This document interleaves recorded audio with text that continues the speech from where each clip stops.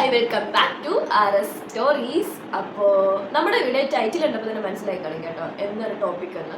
വേറൊന്നുമില്ല, woman after marriage. ഇതാണ് നമ്മുടെ ടോപ്പിക്ക്. ഒരു ചിക് ചാറ്റ് കൈൻഡ് ഓഫ് വീഡിയോ അല്ലെങ്കിൽ വെറുതെ ഒരു സ്മോൾ ടോക്ക് അങ്ങനെ എന്തെങ്കിലും ഒരു വീഡിയോ ആയിട്ട് ചെയ്യാമെന്നാണ് ഞാൻ വിചാരിക്കുന്നത്. വേറൊന്നുമല്ല, ഞാൻ ഒരു വീഡിയോ ഇട്ടിട്ടുണ്ടായിരുന്നു. ഒരു ഡെയിലി ലൈഫിന് വോയിസ് ഓവർ കൊടുത്ത് വന്നപ്പോഴത്തേക്ക് ഞാൻ സംസാരിച്ച ടോപ്പിക് എന്ന് പറയുന്നത് വുമൺ ആഫ്റ്റർ മാരേജ് എന്ന് പറഞ്ഞ ടോപ്പിക്കാണ് കേട്ടോ. അപ്പോൾ ഞാൻ പോലും അറിയാതെ എൻ്റെ വായിൽ വന്ന കുറച്ച് കാര്യങ്ങൾ ഞാൻ സംസാരിച്ചതാണ്. വേറൊന്നുമല്ല, എൻ്റെ ലൈഫിൽ കുറച്ച് കാര്യങ്ങൾ നടന്നപ്പോഴത്തേക്ക് എൻ്റെ ലൈഫിലോട്ട് ഞാൻ ഇംപ്ലിമെൻ്റ് ചെയ്യാൻ വേണ്ടി കുറച്ച് കാര്യങ്ങൾ ഇംപ്ലിമെൻ്റ് ചെയ്യാൻ വേണ്ടിയിട്ട് കുറച്ചധികം വീഡിയോസ് തപ്പിയിരുന്നു, കുറച്ചധികം ഗൂഗിൾ ചെയ്തിരുന്നു, പിന്നെ കുറച്ചധികം ഞാൻ അവിടെ നിന്ന് ഇവിടുന്നൊക്കെ കുറേ കാര്യങ്ങൾ കളക്ട് ചെയ്തിട്ടുണ്ടായിരുന്നു. അപ്പോൾ എനിക്ക് മനസ്സിലായ കാര്യം എന്ന് പറയുന്നത് ഈ ടോപ്പിക്കിനെ കുറിച്ച് ഒരുപാട് പേര് സംസാരിച്ച് ഞാൻ കേട്ടിട്ടില്ല. അതുകൊണ്ടാണ് എനിക്ക് കൂടുതലായിട്ട് സെർച്ച് ചെയ്യേണ്ടി വന്നത്. അപ്പോൾ ഞാൻ വിചാരിച്ചൊരു ചിക് ചാറ്റ് കൈൻഡ് ഓഫ് വീഡിയോ എനിക്ക് ഇതിൽ നിന്ന് ചെയ്യാം എന്ന് ഞാൻ വിചാരിച്ചിട്ടാണ് ഞാൻ ഈ വീഡിയോ ചെയ്യുന്നത്. ഞാൻ നല്ല ഉറക്കം പറയുന്നത് കൊണ്ടാണ് എൻ്റെ ഫേസ് ഇത്ര സ്ട്രെയിൻ ചെയ്ത് കാണിക്കുന്നത്. ഫാനും കൂടി ഇട്ടേക്കുന്നതുകൊണ്ട് കുറച്ച് ഡിസ്റ്റർബിങ് ആയി. ഓക്കെ, അപ്പോൾ എനിക്കൊരു കോൾ വന്നു, അങ്ങനെ ഞാൻ പോയതാട്ടോ. അപ്പോൾ നമ്മൾ സംസാരിച്ച് നിന്ന് വുമൺ ആഫ്റ്റർ മാരേജ് എന്ന് പറയുമ്പോഴത്തേക്ക് നമുക്ക് ഒരുപാട് റെസ്പോൺസിബിലിറ്റീസും നമുക്ക് നമ്മുടെ റോൾസിൽ കുറച്ച് ചേഞ്ചസും ഒക്കെ വരുന്നൊരു സിറ്റുവേഷൻ അല്ലെങ്കിൽ വരുന്നൊരു ടൈമാണ് നമ്മുടെ മാരേജ് കഴിയുമ്പോഴത്തേക്ക്. അത്രയും നാൾ വീട്ടിൽ ഒന്നും ചെയ്യാതെ വെറുതെ ഇരിക്കുന്ന, അല്ലെങ്കിൽ ഒരു കാര്യം അറിയാതെ വെറുതെ വീട്ടിൽ തിന്നാൻ തരുന്നത് തിന്നും കൊണ്ട് അങ്ങനെയില്ല കേട്ടോ. നമ്മളൊന്നും അറിയാതെ വളർത്തുന്നവരായിരിക്കും ഇപ്പോഴത്തെ പാരൻസ് എന്ന് പറയുന്നത്. ഞാനൊരു ജെൻസി കിഡാണ്. അപ്പോൾ എൻ്റെ പാരൻസ് എന്ന് പറയുമ്പോഴത്തേക്ക് എന്നെ ഒന്നും അറിയിക്കാതെ വളർത്തിയവരാണ്. അപ്പോൾ ആ ഒരു സിറ്റുവേഷനിൽ നിന്ന് നമ്മളെല്ലാം അറിഞ്ഞിരിക്കേണ്ട ഒരാളാണ്, അല്ലെങ്കിൽ ഒരു ഫാമിലിയുടെ ഫുൾ ബേർഡൻ എടുത്ത് തലയിൽ വെച്ച് നമ്മളിനി ഈ കുടുംബം നോക്കാനുള്ള നമ്മളാണ്, ഈ കുടുംബത്തിലെ എല്ലാ കാര്യങ്ങളും കാൽക്കുലേറ്റ് ചെയ്ത് ഫ്രണ്ടിലോട്ട് കൊണ്ടുപോകാനുള്ളത് നമ്മളാണ് എന്ന് പറയുന്നൊരു സിറ്റുവേഷൻ വരുമ്പോഴത്തേക്ക് നമുക്കതൊരു ബേർഡനായിട്ട് ഫീൽ ചെയ്യും. ബേർഡൻ മാത്രമല്ല, നമ്മൾ ഇത്രയും വലുതായോ അല്ലെങ്കിൽ പുതിയ കുറച്ച് റെസ്പോൺസിബിലിറ്റീസ് കിട്ടുന്നൊരു ടൈം നമ്മൾ കുറച്ചുകൂടെ എക്സ്ഹോസ്റ്റഡ് ആവും. അതായത് അത്രയും നാൾ നമ്മളൊന്നും അറിഞ്ഞിട്ടില്ലാത്തടത്ത് നിന്ന് എല്ലാം ചെയ്യാൻ പ്രാപ്തിയായ ഒരു സ്ത്രീ ആണ് നമ്മൾ എന്ന് പറയുന്ന ഒരു കണ്ണിലോടുകൂടി എല്ലാവരും നമ്മളെ കണ്ടു തുടങ്ങും. ആ ഒരു ടൈം നമുക്കൊട്ടും അക്സെപ്റ്റ് ചെയ്യാൻ പറ്റത്തില്ല. അതായത് അത്രയും നാൾ നമ്മൾ കുഞ്ഞാണെന്ന് നമ്മൾ തന്നെ ചിന്തിച്ചുകൊണ്ടിരുന്ന്, അതായത് നമ്മൾ കുഞ്ഞാണ് ചിന്തിച്ചുകൊണ്ടിരുന്നത്, കുഞ്ഞാണെന്ന് നമ്മളെ കണ്ട്, അതായത് എന്ന് പറയുന്നത് നിങ്ങൾക്ക് മനസ്സിലായോ?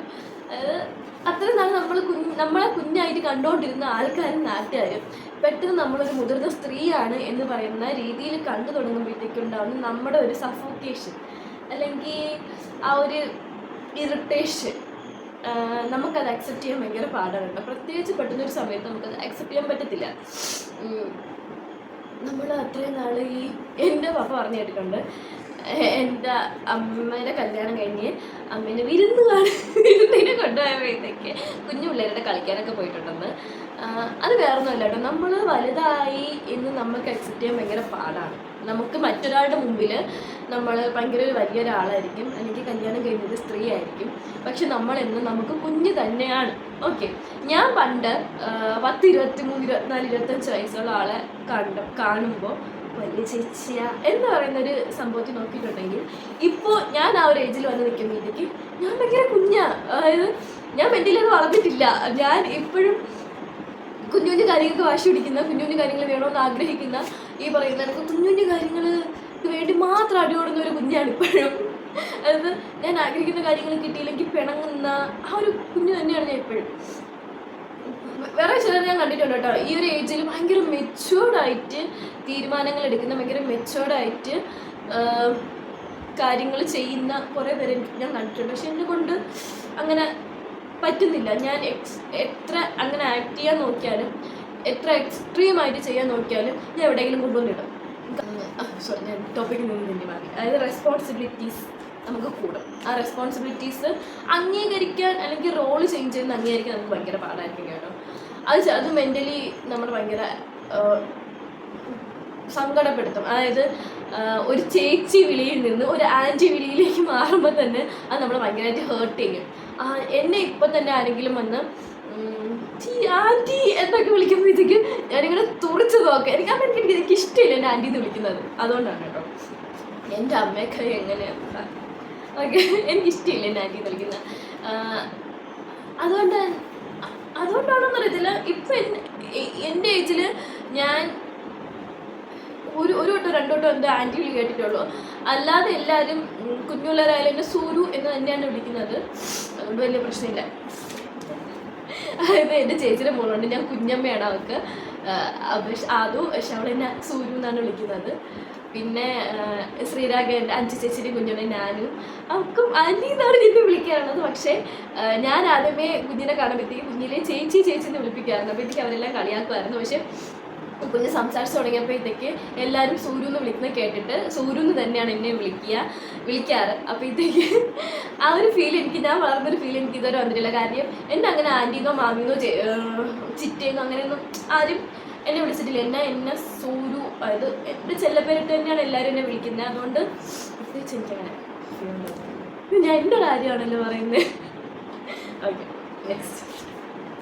പിന്നെ നമ്മുടെ റെസ്പോൺസിബിലിറ്റീസ് ഇൻക്രീസ് ചെയ്യും. അതായത് വീട്ടിൽ എന്ത് നടന്നാലും അതിൽ ഞാൻ ഒരു ഉത്തരവാദിത്വം ഇല്ലാത്ത ആളാണ്. അല്ലെങ്കിൽ അച്ഛനമ്മയെ എന്തൊക്കെയോ ചെയ്യുന്നു, അവർ നമ്മളെ വളർത്തുന്നു, അവർ നമുക്ക് തരാനുള്ള സാധനങ്ങളെല്ലാം തരുന്നു എന്ന് നമുക്കറിയാം. പക്ഷേ എവിടെ നിന്ന് വരുന്നു, എങ്ങനെ വരുന്നു, എപ്പോൾ വരുന്നു എന്നൊന്നും നമുക്കറിയത്തില്ല. ഓക്കെ, അവിടെ നിന്ന് നമ്മൾ മറ്റൊരാൾക്ക് ഈ കാര്യങ്ങളൊക്കെ ചെയ്തു കൊടുക്കേണ്ട ഒരു സിറ്റുവേഷൻ വരും. അതായത് ഓരോ കാര്യങ്ങളും നോക്കിയും കണ്ടും മാത്രം ചെയ്യേണ്ട അവസരങ്ങൾ വരും. എല്ലാം നമ്മൾ കറക്റ്റ് കാൽക്കുലേറ്റ് ചെയ്ത് ചെയ്യേണ്ട ഒരു ടൈം വരും. നമ്മൾ ബാക്കിയുള്ളവരെ കാര്യങ്ങൾ നോക്കിയതിന് ശേഷം നമ്മളെ കാര്യങ്ങൾ നോക്കേണ്ട സിറ്റുവേഷൻ വരും. എല്ലാവർക്കുമല്ല, ഞാൻ ജനറലൈസ് ചെയ്ത് പറയുന്നതുമല്ല. ഓക്കെ, അങ്ങനെ അതെനിക്ക് തന്നെ നമ്മൾ പാരൻസിൻ്റെ പെറ്റായിരുന്ന നമ്മൾ വേറൊരു വീട്ടിൽ ചെല്ലുമ്പോഴത്തേക്ക് പിഷാരടി ഒരു വീഡിയോയിൽ പറഞ്ഞാണ്, രമേഷ് പിഷാരടി പറഞ്ഞ കണക്ക് നിങ്ങൾ ആലോചിച്ച് നോക്കിയേ, നമ്മളെ ഇഷ്ടത്തിന് നമ്മൾ സോഫയിൽ കാലിയേറ്റിരുന്ന് നമ്മളെ ഇഷ്ടത്തിന് നമ്മളെ ഇഷ്ട സമയത്ത് എങ്ങനെ വേണമെങ്കിലും ഫുഡ് കഴിച്ചും നമ്മളെ ഇഷ്ടപ്പെട്ട ചാനൽ കണ്ടുകൊണ്ടിരുന്ന നമ്മൾ ഒരു എടുക്കുമ്പോഴത്തേക്ക് ഫോട്ടോ എടുക്കരുത്, അല്ലെങ്കിൽ ആ ചാനൽ വയ്ക്കരുത്, ഈ ടൈമിൽ ഫുഡ് കഴിക്കരുത്, അങ്ങനെ ഇരിക്കരുത്, ഇങ്ങനെ നിൽക്കരുത്, അങ്ങനെ ചെയ്യരുത്, ഈ ഡ്രസ്സ് ഇടരുത്, ആ ഡ്രസ്സ് ഇടരുത്, അവിടെ പോകരുത്, ഇവിടെ പോകരുത്, ഇങ്ങനെ ചെയ്യരുത്, അത് വേണ്ട, ഇത് വയ്ക്കണ്ട, അങ്ങനെ ഒരു സിറ്റുവേഷൻ വരുമ്പോഴത്തേക്ക് നമ്മൾ മെൻ്റലി ഡൗൺ ആവും. ഓക്കെ, നമ്മൾ പാരൻസിൻ്റെ പെറ്റായിരുന്നു നമ്മൾ പെട്ടെന്ന് ടൈമിൽ തലയിലിടുത്തി വീണൊരു ഫീൽ ഇരുന്ന് പോകും. ഓക്കെ, അങ്ങനെ പിന്നെ അത്രയും നാൾ കിച്ചണിൽ കയറാത്ത നമ്മൾ എന്തെങ്കിലുമൊക്കെ കുക്ക് ചെയ്യാൻ പഠിക്കേണ്ട സിറ്റുവേഷൻ വരിക. ചിലർ പറയും, അയ്യോ അങ്ങനെയല്ല, എനിക്കെല്ലാം ഹസ്ബൻഡ് ചെയ്തു തരും, അല്ലെങ്കിൽ എൻ്റെ അമ്മായിയമ്മ ചെയ്തു തരും, ഇല്ലെങ്കിൽ വീട്ടിൽ ആരെങ്കിലുമൊക്കെ ചെയ്തു തരും എന്ന് പറയുന്നുണ്ടെങ്കിലും നമ്മളും ചെയ്യേണ്ട കുറേ കാര്യങ്ങളുണ്ട്. അതായത് നമ്മുടെ എക്സിസ്റ്റൻസിന് വേണ്ടി, അല്ലെങ്കിൽ നമുക്ക് വിശപ്പകറ്റാൻ വേണ്ടി, അല്ലെങ്കിൽ ഒരു നേരം അവരില്ലെങ്കിൽ നമുക്ക് ഇപ്പോൾ സ്വിഗ്ഗി സൊമാറ്റോ ഓക്കെ സംഭവിച്ചു തരും, എന്നാലും നമുക്ക് എന്തായാലും ഒരു മുട്ടയെങ്കിലും പൊരിക്കേണ്ട ഒരു സിറ്റുവേഷൻ നമ്മുടെ ലൈഫിൽ വരും. ഓക്കെ, പിന്നെ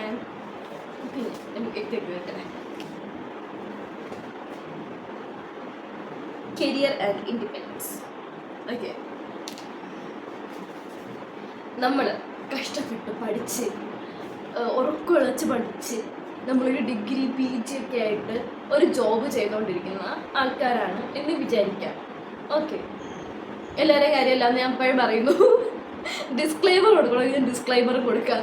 ഓക്കെ, അപ്പോൾ മാരേജ് കഴിഞ്ഞ് കഴിയുമ്പോഴത്തേക്ക് നമ്മൾ വേറൊരു ഫാമിലിയോട് ചെല്ലുമ്പോഴത്തേക്ക് ഹസ്ബൻഡ് ഓക്കെ കല്യാണം നോക്കാനൊക്കെ വന്നപ്പോഴത്തേക്ക് ഞാൻ ഭയങ്കര ഉയർന്ന ചിന്താഗതിയുള്ള ഒരാളാണ്.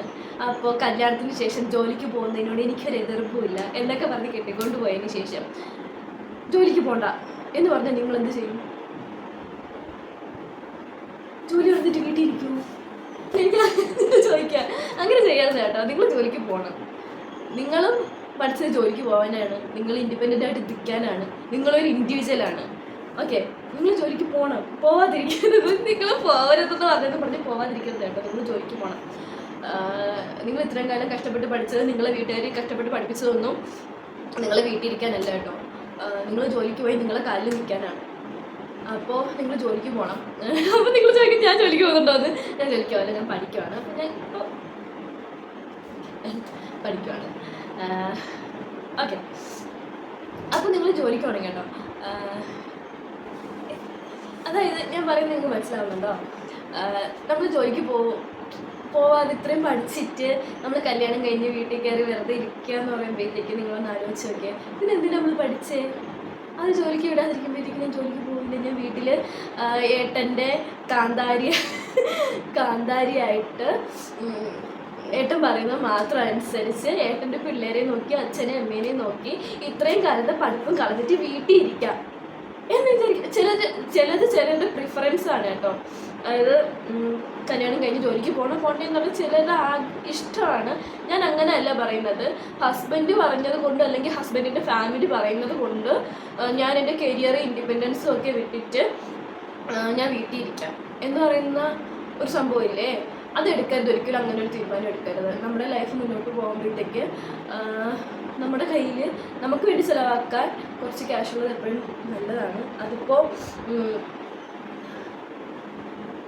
എത്രയൊക്കെ നമ്മളെ അങ്ങനെ നോക്കുന്ന ഹസ്ബൻഡാണ് അല്ലെങ്കിൽ ഫാമിലി ആണെന്ന് പറഞ്ഞാലും അത് നല്ലൊരു കാര്യമാണ് കേട്ടോ. നിങ്ങൾ പഠിച്ച കാര്യത്തിന് അല്ലെങ്കിൽ ഒരു ജോലിക്ക് ഇറങ്ങി പോകാമെന്ന് പറയുന്നത് ഭയങ്കര നല്ലതാണ്. ഇനിയിപ്പോൾ ഞാനിപ്പോൾ ഹസ്ബൻഡ് പറയുന്നത് കേൾക്കാതെ ജോലിക്ക് പോയി കഴിഞ്ഞാൽ എൻ്റെ ഹസ്ബൻഡ് കളഞ്ഞിട്ട് പോയാലോ അല്ലെങ്കിൽ എൻ്റെ ഡിവോഴ്സ് ചെയ്ത് കളഞ്ഞാലോ എന്നൊന്നും വിചാരിക്കരുത്. അങ്ങനെ കളഞ്ഞിട്ട് പോയാൽ നിങ്ങളുടെ മുമ്പിൽ നിങ്ങൾക്ക് ഇൻഡിപെൻഡൻ്റ് ആയിട്ട് നിൽക്കാനൊരു ജോലിയുണ്ട് എന്ന് നിങ്ങൾ ചിന്തിക്കും. ഇനി നിങ്ങൾ വേറെ കാര്യം ചിന്തിച്ച് നോക്കിയേ. നിങ്ങൾ ജോലിക്ക് കളഞ്ഞ് നിങ്ങൾ വീട്ടിൽ ഇരിക്കുകയാണ്. ഹസ്ബൻഡിന് പെട്ടെന്നൊരു പ്രശ്നം വന്ന് ഹസ്ബൻഡിൻ്റെ ജോലി പോയി. നിങ്ങൾക്കും ജോലിയില്ല, ഹസ്ബൻഡും ജോലിയില്ല. ഒരു 10, 33, 35 വയസ്സ് കഴിഞ്ഞപ്പോഴത്തേക്കാണ്, അതായത് നിങ്ങൾക്കൊരു 10, 35 വയസ്സ് കഴിഞ്ഞപ്പോഴത്തേക്കാണ് ഹസ്ബൻഡിൻ്റെ ജോലി പോയത്. അത് കഴിഞ്ഞ് ഏതെങ്കിലും ഒരു ഫോമിൽ നിങ്ങൾ ജോലിക്ക് അപ്ലൈ ചെയ്യുമ്പോഴത്തേക്ക് നിങ്ങൾ എടുക്കുമോ? ഇല്ല, ഇപ്പം അങ്ങനെ ആരും എടുക്കത്തില്ല കേട്ടോ. അങ്ങനെ എടുക്കുമെന്ന് പറഞ്ഞ് വീട്ടിൽ കയറി ഇരുന്നാൽ നിങ്ങളെ കരിയർ നിങ്ങൾ കളഞ്ഞു എന്നാണ് അർത്ഥം. ഓക്കെ, അത് കഴിഞ്ഞിട്ട് ഇമോഷണൽ ആൻഡ് സോഷ്യൽ പ്രഷർ. അതിനെ പറ്റി ഞാൻ പറയാം. അത് കുറേ നിങ്ങൾ കേട്ടിട്ടുണ്ടായിരിക്കും. കല്യാണം കഴിഞ്ഞ് 2 മാസം ആവുന്നതിന് മുന്നേ ഇപ്പോഴും ഉണ്ട്. കുട്ടികളായില്ലേ, വിശേഷമൊന്നുമില്ലേ എന്ന് പറയുന്ന ചോദ്യം. ഓക്കെ, മാരേജ് കഴിഞ്ഞിട്ട് എനിക്കങ്ങനെ ഒരു ചോദ്യം ഞാൻ ഇതുവരെ ഫേസ് ചെയ്ത്, എനിക്ക് 4 വർഷം ആവാറായി നമ്മൾ മാരേജ് കഴിഞ്ഞിട്ട്, ഇതുവരെ അങ്ങനെ ഒരു ചോദ്യം ഞാൻ ഫേസ് ചെയ്യേണ്ടി വന്നിട്ടില്ല. ഫേസ് ചെയ്യേണ്ടി വന്ന് അപ്പം നമുക്ക് എന്താണ് മറുപടി കൊടുക്കാനുള്ളത് എന്ന് വെച്ചാൽ കൊടുക്കാം. സത്യം പറഞ്ഞാൽ അത് ഭയങ്കര വൾഗറായിട്ടുള്ളൊരു ക്വസ്റ്റ്യനാണ്. കല്യാണം കഴിഞ്ഞൊരു 2 മാസം കഴിയുമ്പോഴത്തേക്ക് വിശേഷമൊന്നും ഇല്ലേ എന്ന് ചോദിക്കുന്നത്. അത് ചിന്തിച്ചാൽ മനസ്സിലാകത്തില്ല, അത് ഭയങ്കര വൾഗറായിട്ടുള്ളൊരു ക്വസ്റ്റ്യനാണെന്ന്.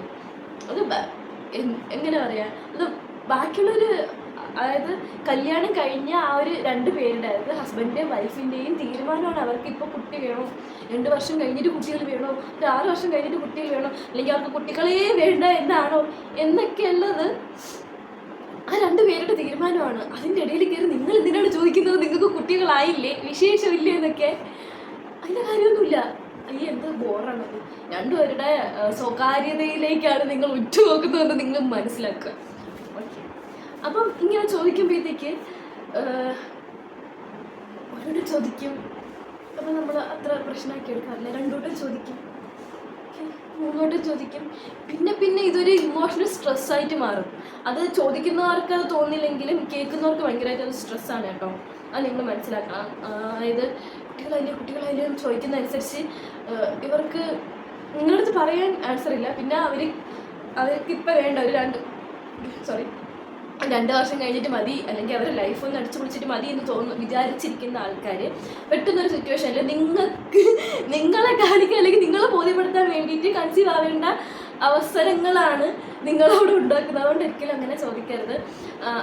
അത് ഒട്ടും പ്രിപ്പയർഡ് ആവാത്ത ഒരു ഹസ്ബൻഡും വൈഫും കാണും കേട്ടോ അതിൻ്റെ ബാക്കിൽ. നിങ്ങളിങ്ങനെ ചോദിക്കുന്നത് കൊണ്ട് മാത്രം അവർ കൺസീവ് ആവാൻ വേണ്ടി തീരുമാനിക്കുക.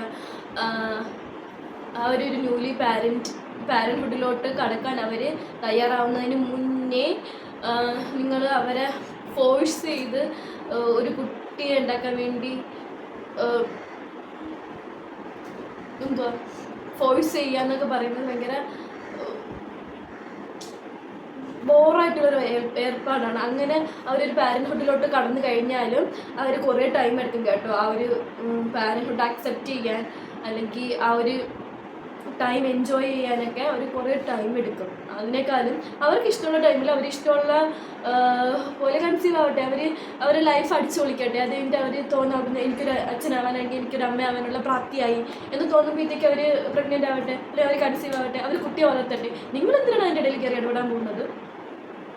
ഒരുപാട് മെൻ്റൽ പ്രഷറും കാര്യങ്ങളൊക്കെ ആട്ടോ ഒരു കുട്ടിക്ക് കൊടുക്കുന്നത്. നിങ്ങൾ തന്നെ ആലോചിച്ച് നോക്കി, ഒരു കല്യാണം കഴിഞ്ഞ് പുതുതായിട്ട് ഒരു ലൈഫ് തുടങ്ങുന്ന ആൾക്കാർ. ഓക്കെ, ആ ഒരു ഗേളിൻ്റെ ലൈഫ് ഒരു കാലത്തുള്ളത് കുറേ റെസ്പോൺസിബിലിറ്റീസും റോൾസും ഒക്കെ കടന്നു വരുന്നു. അവരെ ഇൻഡിപെൻഡൻസിൽ അല്ലെങ്കിൽ അവരെ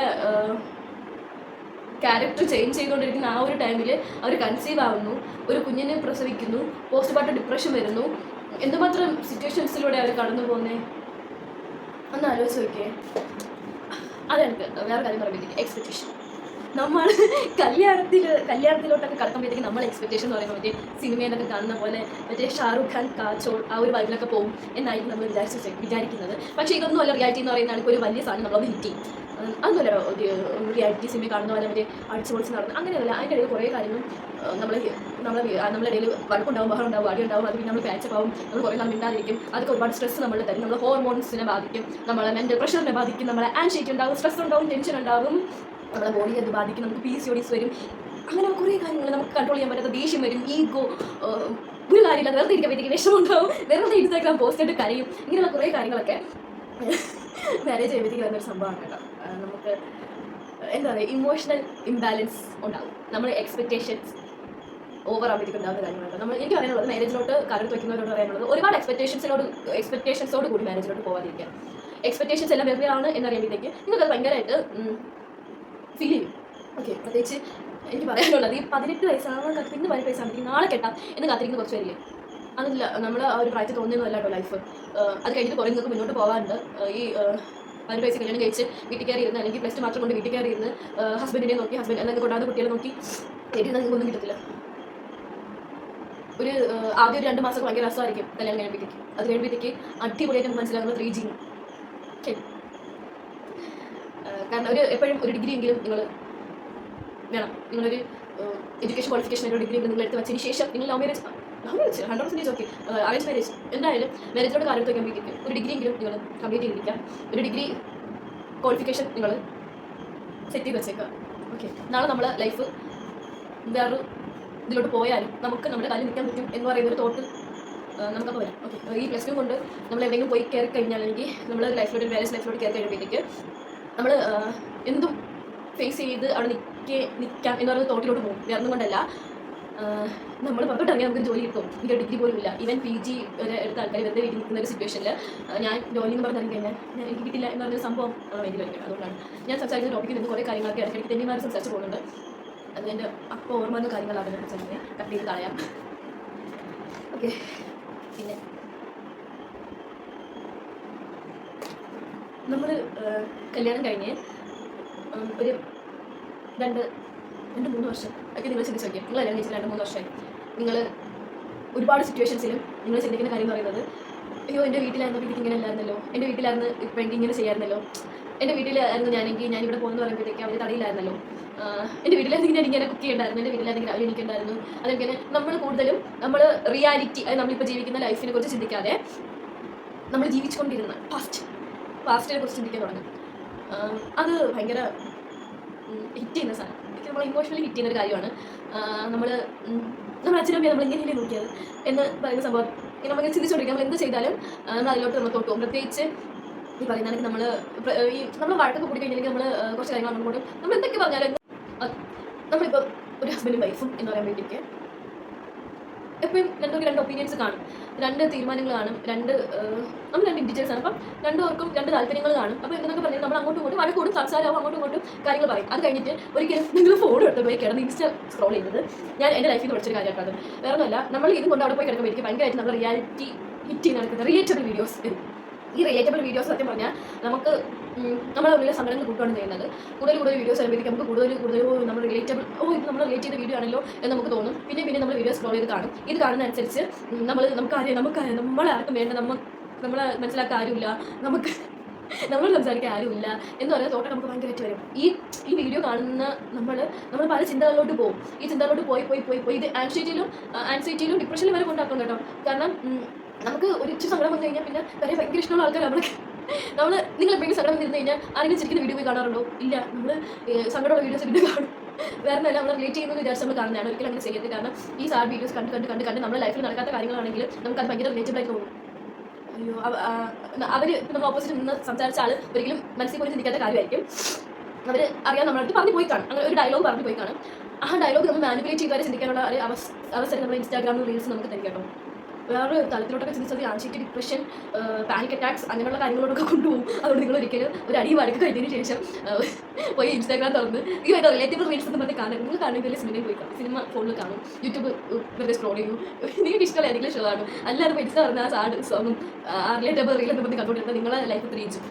ഓക്കെ, അതുകൊണ്ട് അങ്ങനെ ഒരിക്കലും ചെയ്യരുത് കേട്ടോ. എനിക്കിത് പറയണമെന്ന് തോന്നി. കാരണം എൻ്റെ ലൈഫിൽ നടക്കുന്ന സംഭവമാണ് ഇത്. അടി ഉണ്ടാക്കി ബഹളം ഉണ്ടാക്കി ഫോണിൽ നിന്ന് തോന്നുമ്പോഴത്തേക്ക് റിലേറ്റബിൾ റീൽസ്. പിന്നെ ആ റിലേറ്റബിൾ റീൽസ് കണ്ട് കരഞ്ഞ് ഒരു ആവശ്യമില്ലാത്ത സങ്കടപ്പെട്ട് അങ്ങനെ ഒരിക്കലും ഡിപ്രഷൻ എന്ന് പറയുന്ന വേർഡ് വെറുതെ ഉപയോഗിക്കാൻ കേട്ടോ. ഭയങ്കര വലിയൊരു വാക്കാണ്. കല്യാണത്തിന് മുന്നേ നിങ്ങൾ ഒരു ഡിസിഷൻ എടുക്കണം. നിങ്ങൾ അങ്ങ് തീരുമാനിക്കുന്നു, അച്ഛനും അമ്മയുടെ പറയുന്നു, അവർ സമ്മതിക്കുന്നില്ല. അപ്പോൾ നിങ്ങൾ അങ്ങോട്ട് അവിടെ കിടന്നുകൊണ്ട് വാശി പിടിക്കുന്നു, വഴക്ക് കൂടുന്നു, ബഹളം വയ്ക്കുന്നു, എന്താ നിരാഹാരം കിടക്കുന്നു. അപ്പോൾ വീട്ടുകാർ സമ്മതിക്കുന്നു. പക്ഷേ മാരേജിന് ശേഷം നിങ്ങൾ ഡിസിഷൻ മേക്ക് ചെയ്യുമ്പോഴത്തേക്ക് നിങ്ങളുടെ ഓപ്പോസിറ്റ് നിൽക്കുന്ന ആളുടെ ഒപ്പീനിയനും കൂടി എടുക്കേണ്ടി വരും. ഓക്കെ, നിങ്ങൾക്ക് ഒറ്റയ്ക്ക് ഒരു ഡിസിഷൻ എടുക്കാൻ പറ്റില്ല. അത് എത്രയെന്നൊക്കെ പറഞ്ഞാലും അത് അവർ ചിലപ്പോൾ അവർക്ക് ഇഷ്ടപ്പെടുന്ന ഡിസിഷൻസ് ആയിരിക്കും നിങ്ങൾ എടുക്കുന്നത്. ഓക്കെ ഒരു ചില കാര്യങ്ങൾ അവർക്ക് ഒട്ടും അക്സെപ്റ്റ് ചെയ്യാൻ പറ്റാത്ത ഡിസിഷൻസ് എടുക്കുമ്പോഴത്തേക്ക് നമ്മൾ അവരെ കൺവിൻസ് ചെയ്യേണ്ടി വരും. ഓക്കെ, അവർക്ക് അതിഷ്ടമില്ല, നമുക്കത് ഇഷ്ടമാണ് എന്ന് വെച്ചോളൂ. നമ്മൾ ഇത് പറഞ്ഞ് അവർ കൺവിൻസ് ചെയ്തെടുക്കേണ്ടി വരും. അല്ല നമ്മുടെ ഡിസിഷൻ പ്രകാരം അല്ലെങ്കിൽ നമ്മുടെ ഒരാളുടെ ഡിസിഷൻ പ്രകാരം മാത്രം കാര്യങ്ങൾ നടക്കില്ല. മാരേജിന് മുന്നേ മെലിഞ്ഞ് നല്ല സ്ലിം ആയിട്ടിരിക്കുന്ന ആൾക്കാർ മാരേജ് കഴിയുമ്പോഴത്തേക്ക് വെയിറ്റ് ഗെയിൻ ചെയ്യും. മോസ്റ്റ്ലി മിക്കുള്ളവർ വെയിറ്റ് ഗെയിൻ ചെയ്യും കേട്ടോ. അതെന്ന് പറയുമ്പോഴത്തേക്ക് നമ്മുടെ ഹോർമോൺ ചേഞ്ചസ് ആണ് സംഭവം. നമ്മുടെ ഹോർമോൺ ചേഞ്ചസ്, നമ്മുടെ ഫുഡിൽ വരുന്ന ചേഞ്ചസ്, ലൈഫ് സ്റ്റൈലിൽ വരുന്ന ചേഞ്ചസ് ഒക്കെ കാരണമാണ് നമ്മൾ വെയിറ്റ് ഗെയിൻ ചെയ്യുന്നത്. ഇത് പറഞ്ഞ് കുറേ ആൾക്കാർ നമ്മളതിനെ കളിയാക്കാൻ തുടങ്ങും. മറ്റേ വണ്ണം വച്ചു കടിച്ച് ആ വണ്ണം കുറയ്ക്കണം, നീ പണ്ടിരുന്ന ഭംഗി, നീ സ്ലിം ആയിരുന്നത് നല്ല ഭംഗിയായിരുന്നു, നീ മെലിഞ്ഞിരുന്നപ്പോഴത്തേക്ക് എന്ത് രസമായിരുന്നു, നീ പഠിച്ചുകൊണ്ടിരുന്നപ്പോഴത്തേക്ക് എന്ത് സുന്ദരിയായിരുന്നു, നീ ഇപ്പം വണ്ണം വെച്ചു, വണ്ണം കുറയ്ക്കണം. ചിലരുണ്ട് നമ്മളങ്ങ് എന്താ പറയാൻ ആശ്വസിപ്പിക്കാൻ പറ്റും. അപ്പോൾ നീ വണ്ണം കുറയ്ക്കണേ എന്നൊക്കെ പറഞ്ഞു. നമ്മുടെ ഇഷ്ടമാണ് അത്. ഒരിക്കലും ഒരാൾ പറഞ്ഞു പറഞ്ഞാൽ വണ്ണം കുറയ്ക്കേണ്ട കാര്യമില്ല. നമുക്ക് എന്ത് തോന്നുന്നു അന്നേ നമുക്ക് വണ്ണം കുറയ്ക്കാൻ പറ്റും, അത്രേ ഉള്ളൂ. അതൊക്കെ ഈ പറയുന്ന ആൾക്കാർക്ക് പറയാം, പക്ഷേ കേൾക്കുന്ന ആളത് ഭയങ്കരമായിട്ട് ഹെർട്ട് ചെയ്യും കേട്ടോ. അതായത് ഒരു സമയത്ത് മെലിഞ്ഞിരുന്ന ആൾക്കാർ ഒരിക്കലും അവരുടെ തീരുമാനപ്രകാരം അല്ലെങ്കിൽ അവർ വിചാരിച്ചിട്ടായിരിക്കത്തില്ല അത് വണ്ണം വെക്കുന്നതെന്ന്. ഹോർമോണൽ ചേഞ്ചസോ ലൈഫ് സ്റ്റൈൽ വരുന്ന ചേഞ്ചസൊക്കെ കാരണം അവർ വണ്ണം വെക്കുന്നതാണ്. ഓക്കെ, അത് ചിലപ്പോൾ അവർ പോലും വണ്ണം അറിയാതെ. ഞാൻ തന്നെ എൻ്റെ കല്യാണത്തിന് മുമ്പേ ഞാൻ 44 കിലോസ് ഒക്കെ ഉള്ളായിരുന്നു. ഇപ്പോൾ ഞാൻ ഏകദേശം 60 അടുപ്പിച്ചിട്ടുണ്ട്. അതായത് 58, 59 ഒക്കെ ഉണ്ട്. കല്യാണത്തിന് ശേഷം ഞാൻ വണ്ണം വെച്ചതാണ്. അതിപ്പോൾ ലൈഫ് സ്റ്റൈലിലായിരിക്കും. ഞാൻ പണ്ട് കഴിക്കുന്ന പോലെ ഇപ്പോൾ നല്ല രീതിയിൽ കഴിക്കും, ഫുഡ് കഴിക്കും. അപ്പം എൻ്റെ ഈറ്റിംഗ് ഹാബിറ്റിലൊക്കെ വന്ന ചേഞ്ചാണ്. ഇപ്പം ഞാൻ വിചാരിച്ചാൽ പോലും പണ്ട് ഞാൻ കഴിച്ചുകൊണ്ടിരുന്ന അത്ര ഫുഡ് കഴിച്ചാൽ എനിക്ക് വേറെ അറിയത്തില്ല. പണ്ടെന്ന് പറയുമ്പോഴത്തേക്ക് ഒരു സ്പൂൺ ചോറ് കഴിക്കുമ്പോഴത്തേക്ക് പെട്ടെന്ന് വേറെ അറിയുന്നു, അതുപോലും എനിക്ക് കഴിക്കാൻ പറ്റത്തില്ലായിരുന്നു. ഇപ്പോൾ ഒരു സ്പൂൺ ചോറിന് എനിക്ക് ഒന്നുമല്ല. എനിക്ക് ഒരു സ്പൂൺ ചോറ് കഴിച്ച് കഴിഞ്ഞാൽ എനിക്ക് വിശന്ന് പണ്ടാറുണ്ട്. എനിക്കൊരു 3 സ്പൂൺ 4 സ്പൂൺ ഇങ്ങനെ കഴിച്ചാലേ അവർ കഴിച്ച ഫീൽ വരും. അങ്ങനെ നമുക്ക് ഭയങ്കര ചേഞ്ചസ് വരും ഫുഡ് ഹാബിറ്റ്സിലും കാര്യങ്ങളൊക്കെ. നിങ്ങൾ തന്നെ ആലോചിച്ച് നോക്കിയേ, കല്യാണത്തിന് ശേഷം നിങ്ങൾ എന്തൊക്കെ സിറ്റുവേഷൻസിലൂടെയാണ് കടന്നു പോകുന്നതെന്ന് നിങ്ങൾ ആലോചിച്ച് നോക്കിയേ. നിങ്ങളുടെ റോൾസിൽ, റെസ്പോൺസിബിലിറ്റീസിൽ, നിങ്ങളുടെ കരിയറിൽ, ഇൻഡിപെൻഡൻസിൽ, ഇമോഷൻ, സോഷ്യൽ പ്രഷർ, നമ്മുടെ ഡിസിഷൻ മേക്കിങ്, വെയിറ്റ് ഗെയിൻ, അങ്ങനെ കുറേ കാര്യങ്ങളിൽ ആഫ്റ്റർ മാരേജ് നമുക്ക് ചേഞ്ച് വരും. ഓക്കെ,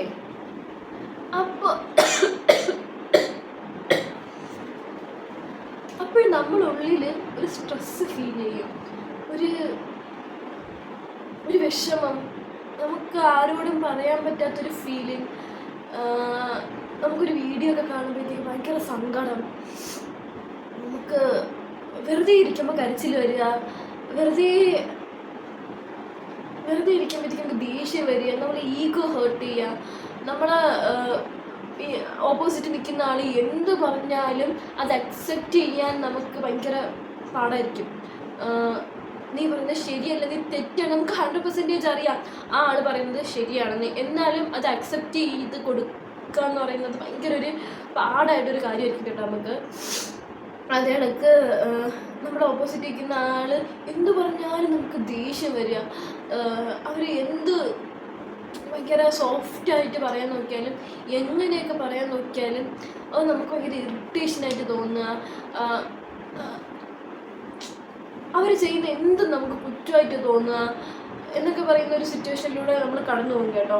അത് നമ്മൾ മാരേജ് ചെയ്യുന്ന ഒരു 3-4 ഇയേഴ്സൊക്കെ കാണും. ഞാനിപ്പോൾ എൻ്റെ ലൈഫ് എന്ന് പറയുമ്പോഴത്തേക്ക് എനിക്കിപ്പോൾ ഒരു മാരേജ് കഴിഞ്ഞ് 3.5 വർഷം ആയി.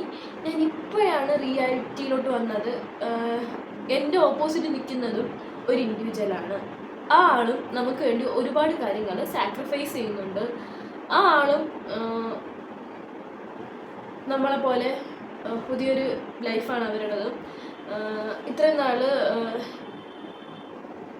സ്വന്തം കാര്യങ്ങൾക്ക് വേണ്ടി മാത്രം കാര്യങ്ങൾ ചെയ്തുകൊണ്ടിരുന്ന ആള് നമുക്ക് വേണ്ടിയും കുറച്ച് കാര്യങ്ങൾ ചെയ്യുന്നുണ്ട്. അല്ലെങ്കിൽ അവരെയും നമ്മൾ മാനിക്കണം, അവരെ കാര്യങ്ങൾക്കും നമ്മൾ സ്പേസ് കൊടുക്കണം എന്ന് പറയുന്ന സംഭവം മനസ്സിലാക്കാൻ എനിക്ക് കുറച്ചധികം സമയം വേണ്ടി വന്നു. ഓക്കെ, എൻ്റെ മെയിൻ കാര്യം എൻ്റെ അമ്മയാണ്. ഞാനിങ്ങനെ എന്ത് പറഞ്ഞാലും പണ്ടേ ഇറിറ്റേറ്റ് ആവുന്ന ഒരാളാണ്. അത് കല്യാണം കഴിഞ്ഞപ്പോഴത്തേക്ക് കുറച്ചുകൂടി കൂടി എനിക്ക് ഭയങ്കരമായിട്ട് ഈഗോ വന്നു തുടങ്ങി. എന്നെ കുഞ്ഞു കാര്യങ്ങളാവാൻ പറഞ്ഞാലും എനിക്കത് ഭയങ്കരമായിട്ട് എൻ്റെ ഈഗോനെ ഹേർട്ട് ചെയ്തു തുടങ്ങി. എനിക്ക് ദേഷ്യം ഒട്ടും കൺട്രോൾ ചെയ്യാൻ പറ്റാതെയായി. ഞാൻ പിന്നെ അവസാനം വിചാരിച്ചു എനിക്കൊരു സൈക്കോളജിസ്റ്റിനെ കണ്ടാലോ എന്ന് വരെ ഞാൻ വിചാരിച്ചു. അപ്പോഴത്തേക്കാണ് അമ്മ പറഞ്ഞത്, ഒരു കാര്യം ചെയ്യും, നീ ഒരു കാര്യം ചെയ്യുക, നിൻ്റെ പ്രശ്നം എന്താണെന്ന് നീ ആദ്യം നോക്ക്. ഓക്കെ, നീ എന്നെ ആദ്യം ചിന്തിച്ച് നോക്ക്, നിൻ്റെ പ്രശ്നം എന്താണെന്ന് നീ ചിന്തിച്ച് നോക്ക്, എന്നിട്ടില്ലേ ബാക്കി കാര്യം. നിൻ്റെ പ്രശ്നം എന്താണെന്ന് നിനക്കറിഞ്ഞാൽ ചിലപ്പോൾ നിനക്ക് സോൾവ് ചെയ്യാൻ പറ്റിയാലോ എന്ന്. അപ്പം ഞാനിങ്ങനെ ആലോചിച്ച് നോക്കി എന്താണ് കാര്യമെന്ന്. ആ ഒരു ടൈമിലാണ് ഞാൻ സിംപ്ലി മൈ സ്റ്റൈൽ ഉണ്ണി ആ യൂട്യൂബ് ചാനലിൽ ആ ചേച്ചി പറയുന്നത് കേട്ടത്. ആഫ്റ്റർ മാരേജ് ഞാനും ഇങ്ങനെ സ്ട്രെസ്സിലൂടെ വെറുതെ ഇരുന്ന് കരയുന്നു, അങ്ങനത്തെ കാര്യങ്ങളൊക്കെ പറഞ്ഞ് കേട്ടത്. ഞാൻ ആലോചിച്ചപ്പോഴത്തേക്ക് ഞാനും ആ സിറ്റുവേഷനിലൂടെ കടന്നു പോകുന്നവരാണ്. ഓക്കെ, വേണമെങ്കിൽ പറയാം, ചേച്ചി പറഞ്ഞത് ഒരു മെച്യൂരിറ്റി ഹിറ്റ് ചെയ്തു പെട്ടെന്നൊരു സമയത്തല്ല. കുറേ കാര്യങ്ങൾ മനസ്സിലുണ്ടായിരുന്നു, പക്ഷേ അതൊക്കെ എൻ്റെ മൈൻഡിലോട്ട് എടുക്കാൻ എനിക്ക് ടൈം എടുത്തു. ഓക്കെ, അതായത് എൻ്റെ ഈ പ്ലേഫുൾനെസ് അല്ലെങ്കിൽ എൻ്റെ ഈ കുട്ടിത്തം കളയാൻ എനിക്ക് താല്പര്യമില്ല.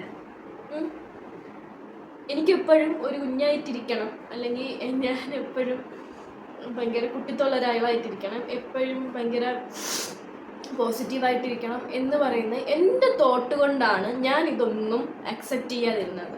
ഓക്കെ, ഞാൻ വലുതായി അല്ലെങ്കിൽ ഞാനൊരു മെച്യൂർ പേഴ്സണായി എന്ന് എനിക്ക് അക്സെപ്റ്റ് ചെയ്യാൻ പറ്റാതെ ഞാനൊരു കുട്ടിയാണ് എന്ന് പറയുന്ന സംഭവത്തിലോട്ട് ബാക്ക്വേർഡ് വരാൻ ഞാൻ കുറേ ശ്രമിച്ചു. പക്ഷേ ശ്രമിച്ചുമല്ല, അങ്ങനെ തന്നെ ഇരിക്കണം എന്നെനിക്ക് തോന്നി. വളരരുത്, വേറെ ഇതിലോട്ട് പോകരുത് എന്ന് തോന്നി. അങ്ങനൊരു സംഭവം. എന്തെന്നൊക്കെ പറഞ്ഞാലും ഒരു നാൾ നമ്മൾ മെച്യൂരിറ്റി ഹിറ്റ് ചെയ്യും. നമ്മൾ മെച്യൂറായിട്ട് ഡിസിഷൻസ് എടുക്കാൻ പഠിക്കും, മെച്യൂറായിട്ട് കാര്യങ്ങൾ ചിന്തിക്കും. ആ ടൈമിൽ ഞാൻ എന്തുകൊണ്ട് ഇങ്ങനെയെന്ന് ചിന്തിക്കരുത്, നിങ്ങൾ ഒരിക്കലും ബാക്ക്വേർഡ് പോകാൻ നോക്കരുത്, ഞാൻ എന്നും ഇങ്ങനെ തന്നെ ഇരിക്കും എന്ന് ചിന്തിക്കരുത്. എല്ലാവരും വളരും, എല്ലാവരും മെച്യൂരിറ്റി ഹിറ്റ് ചെയ്യും, എല്ലാവരും ഒരു വുമൺഹുഡിലോട്ട് വരും എന്ന കാര്യം നിങ്ങൾ അക്സെപ്റ്റ് ചെയ്യുക. ആ കാര്യം അക്സെപ്റ്റ് ചെയ്യുക എന്ന് പറയുന്നത് എനിക്ക് ഭയങ്കര പാടായിരുന്നു. അതുകൊണ്ട് എനിക്ക് 3-4 വർഷം എടുത്ത കുറച്ച് കാര്യങ്ങൾ പഠിച്ചു വരാനായിട്ട്. അപ്പോൾ ഈ സിറ്റുവേഷനിലൂടെ കടന്നു വന്ന കുറച്ചധികം പേര് കാണും. അപ്പോൾ അവർ കാണുവാണെങ്കിൽ നിങ്ങൾ മനസ്സിലാക്കുക, we have to grow. Okay, നമ്മളും എല്ലാം മനസ്സിലാക്കി, നമ്മൾ തോട്ട്സൊക്കെ ചേഞ്ച് ചെയ്ത് ഓപ്പോസിറ്റ് നിൽക്കുന്ന ആളെ അംഗീകരിച്ച് നമുക്ക് എല്ലാം നമ്മളെ ഇഷ്ടപ്രകാരം തന്നെ നടന്നു പോകണം എന്ന് ചിന്തിക്കാതെ കുറച്ച് കാര്യങ്ങളൊക്കെ വിട്ടുവീഴ്ച ചെയ്യാം. മാരേജ് ലൈഫ് എന്ന് പറയുമ്പോഴത്തേക്ക് അഡ്ജസ്റ്റ് ചെയ്യണം. നമുക്ക് ആ ഒരു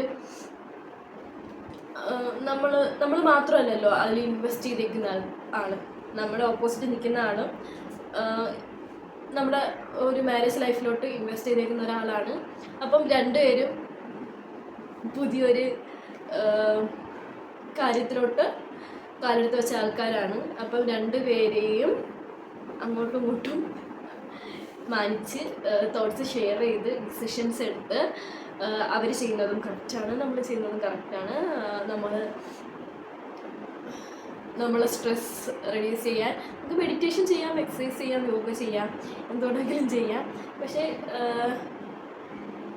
ഇതൊക്കെ നമ്മൾ വിചാരിക്കണം, അതിന് ടൈം എടുക്കും കേട്ടോ. ഞാനിപ്പോൾ എത്ര വീഡിയോ ചെയ്താലും പിറകെ നിന്ന് വേറൊരാൾ നിങ്ങൾക്ക് പറഞ്ഞു തന്നാലും ഒക്കെ നിങ്ങൾ കേൾക്കാമെന്നല്ലാതെ നിങ്ങൾക്ക് എന്ത് തോന്നുന്നോ അന്നേ നിങ്ങൾ ചേഞ്ച് ചെയ്യൂ. എന്ന് നിങ്ങൾക്ക് എല്ലാ കാര്യങ്ങളും നിങ്ങൾ സ്വയമായിട്ട് ചിന്തിച്ച് മനസ്സിലാക്കുന്നോ അന്നേ നിങ്ങൾക്ക് എന്തുവാ ലൈഫ് ഇങ്ങനെയാണ്, അല്ലെങ്കിൽ നമ്മളിങ്ങനെയാണ് മുന്നോട്ട് പോകാനുള്ളത് എന്ന് മനസ്സിലാവും. അല്ലാതെ ആരൊക്കെ എത്രയൊക്കെ ബുക്കിൽ എഴുതി വെച്ച് നമ്മൾ പഠിപ്പിക്കാൻ നോക്കിയാലും അത് പഠിക്കാനൊന്നും പറ്റത്തില്ല കേട്ടോ. നമ്മൾ മനസ്സിലാക്കി നമ്മൾ മുന്നോട്ട് പോയാലേ നടക്കും. എത്രയൊക്കെ തല്ലി പഠിപ്പിച്ചിട്ടും കാര്യവുമില്ല. ഞാൻ ഈ പറയുന്ന കണക്ക് ചില കാര്യങ്ങളിൽ നമ്മളെ ലൈഫിൽ ആരെങ്കിലുമൊക്കെ വീഡിയോ കണ്ട് ഇൻഫ്ലുവൻസായി ചെയ്യാൻ നോക്കിയാലും കൂടിപ്പോയ ഒരാഴ്ച നമ്മൾ ചെയ്യും, അത് കഴിയുമ്പോഴത്തേക്ക് നമ്മൾ അതുമായിട്ട് ബോറടിക്കും. സ്വന്തം ഇഷ്ടപ്രകാരം പക്ഷെ കുറച്ച് കാര്യങ്ങൾ ചെയ്യുവാണെങ്കിൽ അങ്ങനെയല്ല, സ്വന്തം ഇഷ്ടത്തിന് കാര്യങ്ങൾ ചെയ്യുമ്പോഴത്തേക്ക് നമ്മളത് മുന്നോട്ട് കൊണ്ടുപോകും, ഭയങ്കര എക്സൈറ്റ്മെൻറ്റോട് കൂടി മുന്നോട്ട് കൊണ്ടുപോകും. പക്ഷെ വേറൊരാളുടെ ഇഷ്ടം നമ്മുടെ ലൈഫിലോട്ട് ഡംപ് ചെയ്യാൻ നോക്കുമ്പോഴത്തേക്ക്, അല്ലെങ്കിൽ നമ്മളെ ലൈഫിലോട്ട് കൊണ്ടുവരാൻ നോക്കുമ്പോഴത്തേക്ക് അതിന് അത് നമ്മളെ കൊണ്ട് ഫുള്ളി ആക്സെപ്റ്റ് ചെയ്ത് ചെയ്യാൻ പറ്റത്തില്ല. അപ്പോൾ ഇത്രയേ ഉള്ളൂ നമ്മുടെ ചിറ്റ് വീഡിയോ, ഇത്രയേ ഉള്ളൂ. എനിക്കൊന്ന് അരമണിക്കൂർ എന്തോ വീഡിയോ ഉണ്ട്. നിങ്ങൾക്ക് ഇഷ്ടപ്പെട്ടില്ല എങ്കിൽ സ്കിപ്പ് ചെയ്ത് വെക്കോളൂ, ഓഫ് ചെയ്തോളൂ. ഞാൻ വെറുതെ ഇട്ടൊരു വീഡിയോ ആണ് കേട്ടോ. ഇങ്ങനെ വെറുതെ സംസാരിക്കാം എന്ന് വിചാരിച്ചിട്ട് സംസാരിക്കുന്ന വീഡിയോ ഇടാം എന്ന് വിചാരിച്ചിട്ടതേ ഉള്ളൂ. അപ്പോൾ അത്രയേ ഉള്ളൂ നമ്മുടെ video. Bye bye from RS stories.